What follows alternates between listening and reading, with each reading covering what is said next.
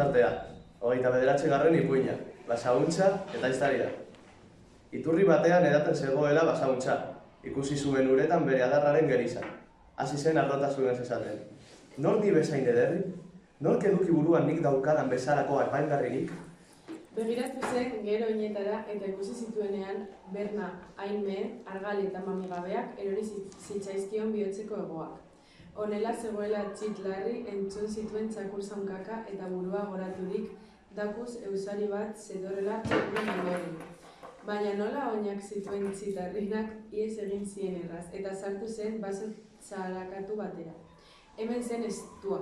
Katigatu zitzaion bere adarra txarakako otatza eta larraitan eta egina ahalak eginda ezin askatu zuen eta gelditu zen gatibu.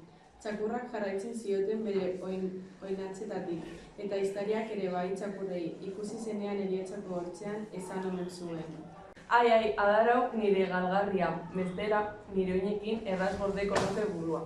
Nik uste nuen mesede handi bat neukala adar apaingarri honetan eta madarekatzen dituen nire oin mehe eta argarak. Orain ezagutzen dut nire kaltean.